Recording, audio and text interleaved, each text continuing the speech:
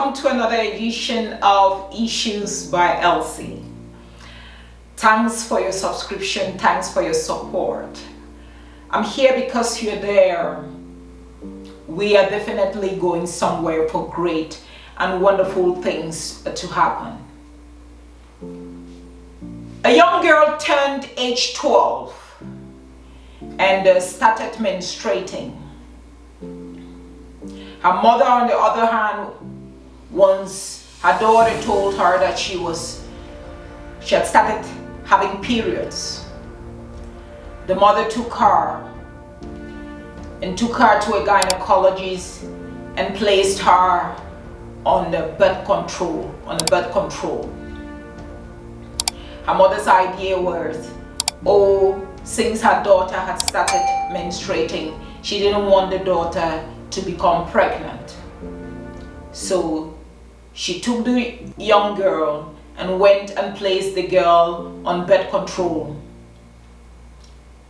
And the girl was on the birth control, and at somewhere around 15, when she turned 15 years and didn't take the birth control, she got pregnant. She had the first baby at 15, and by 16, she had the second baby. By 18, she was with the third baby. And it was beginning to frustrate the mother because in her mind, she kept saying, if only she took her birth control, she wouldn't be in this mess today. Her mother failed the young girl. And what do I mean by that? Let's look at what a typical 12-year-old girl is capable of doing. Usually they have some of them are not very comfortable in their own skin. Some might be overweight, some might be so skinny, some have attitude. Most often than not, they have attitude problems. They want to talk back. Some are very reserved and they wouldn't even talk. They stay most of the time in their rooms. In today's day and age, they spend time, they want to text more on the phone and have conversations with friends over the phone. Even if the friend is just sitting near them, you would find them texting and talking. You know, they have body image issues. On the brighter side, if you're a very keen parent, you can also notice at age 12, from ages 12 to 18. Let's examine that. But from ages 12, you would notice that some of them love to read books. As a parent, what do? You encourage them to read those books.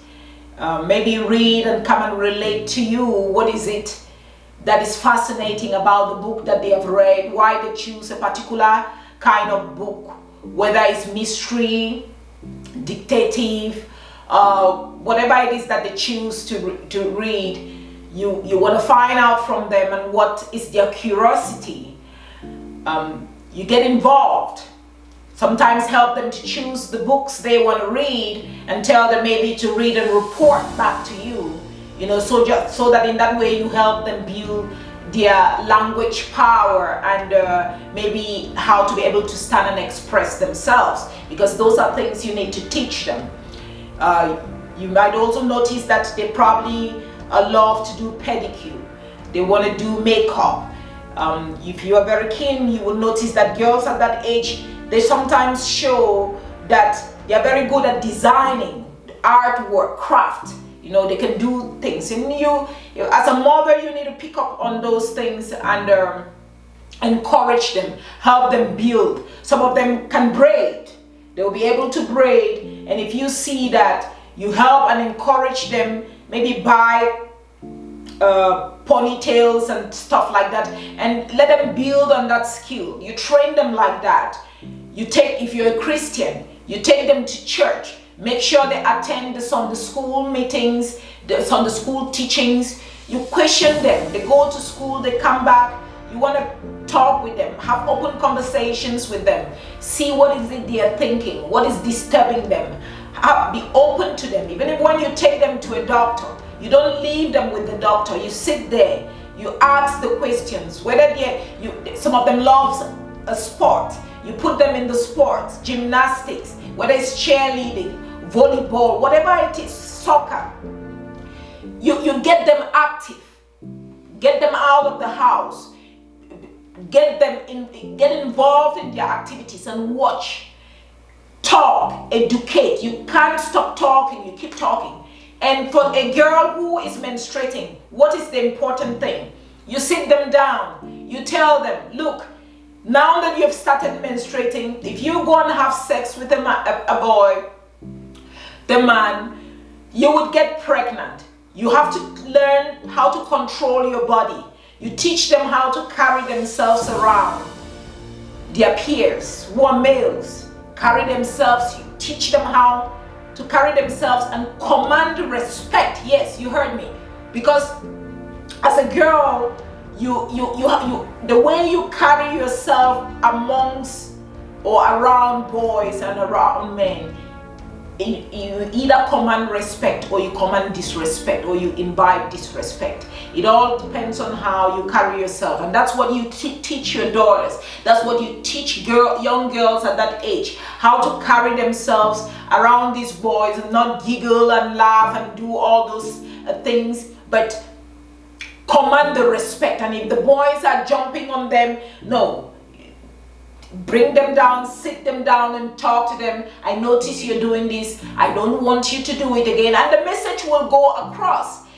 These are the things that you teach a young girl.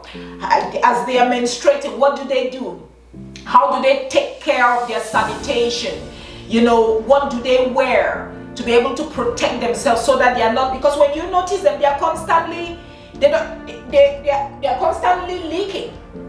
Right, you have to train them how to do it. They go to school, whether they are having some of the pads in another section of their backpacks, you know, when they use the bathroom and get up, what should they expect? Not just walk away, but look, if they have stayed in the bathroom, they clean it, so not everybody around knows that, oh, such and such a person is menstruating. How do they carry themselves? You use the bathroom, you've messed it up, you clean it before you walk away. You take out the sanitary part, you make sure that you dispose it in a discreet and nice way, not just pull it out and throw it for everybody to see, because that's what you see nowadays. You go into the public toilets, people just throw sanitary pads anyhow. It's all upbringing, because if you were not trained to properly dispose of a sanitary pad in the hospitals, at work, job sites, you see grown-up women, they don't even know how to dispose of their sanitary pad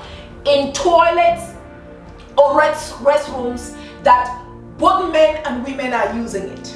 And it just baffles you, and it just tells you one thing: training.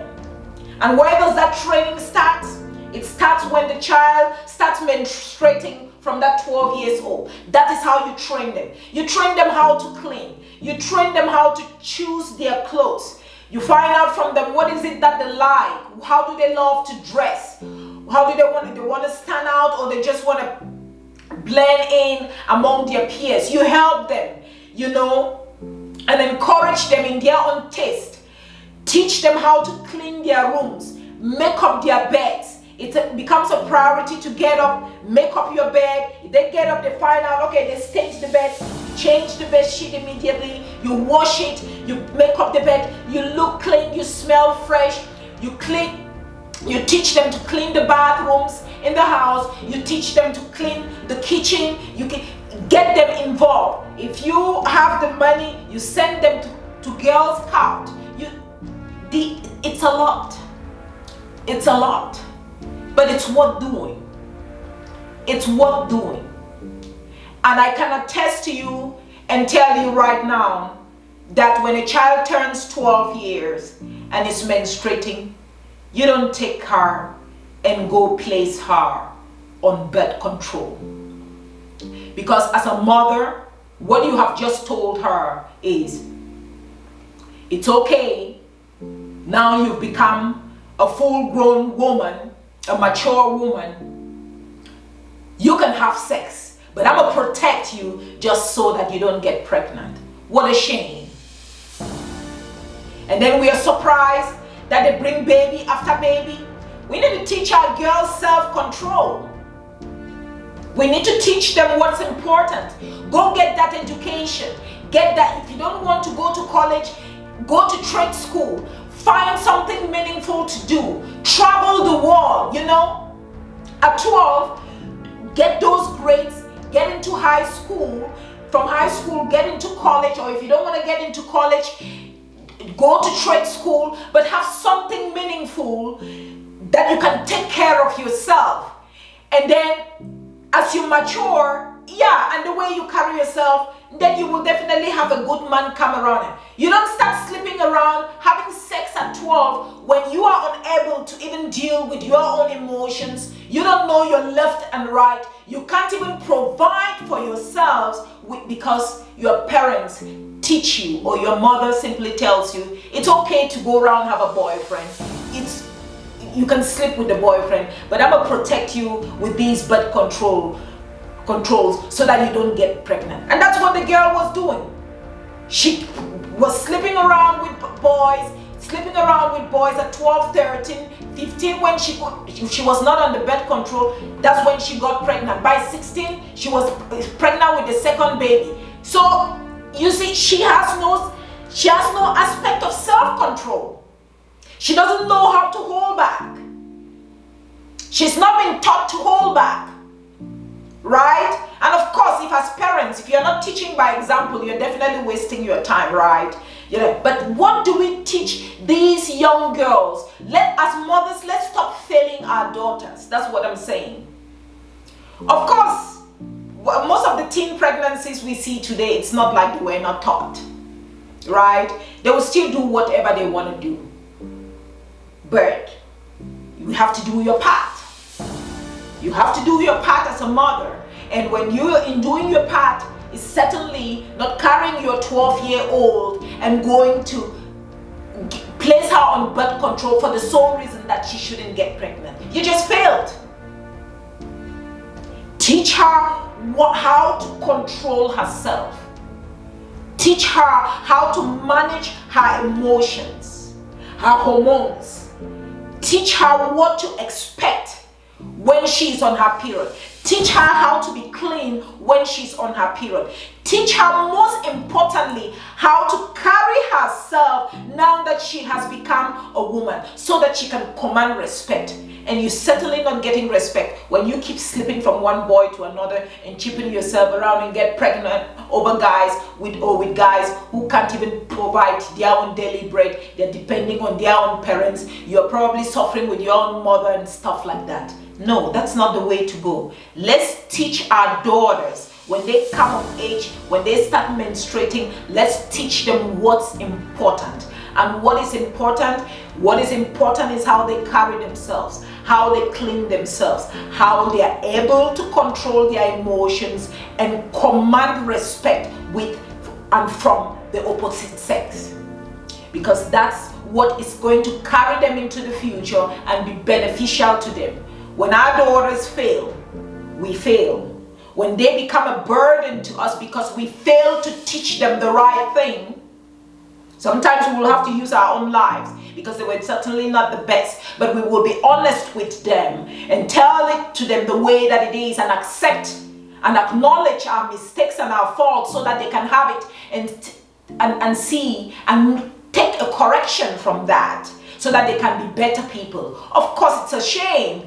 And so if you are by age 30 and you're already having a granddaughter or grandbabies because of the mistakes and what you failed to do in training your daughter, it becomes a sad thing because it's just like the cycle continues.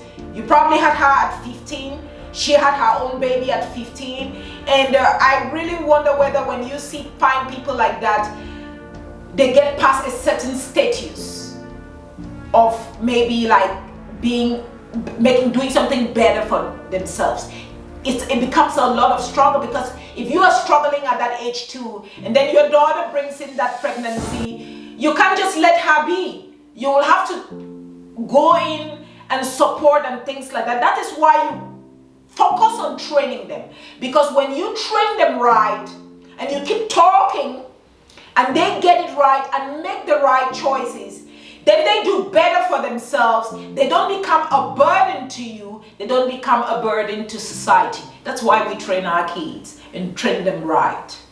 I believe I spoke to a mother today. I believe that I spoke to a young girl today who is jumping around and not knowing her left and right, feeling that sleeping around with boys is the right thing. Share this video with your daughters. Sit down and watch it with your daughters and have a conversation and keep the conversation going. Remember, we live and we learn. Thanks for watching. I invite you to keep regular dates with me on my new series of Issues by Elsie on YouTube, Instagram, and Facebook. And thanks for joining me on this journey.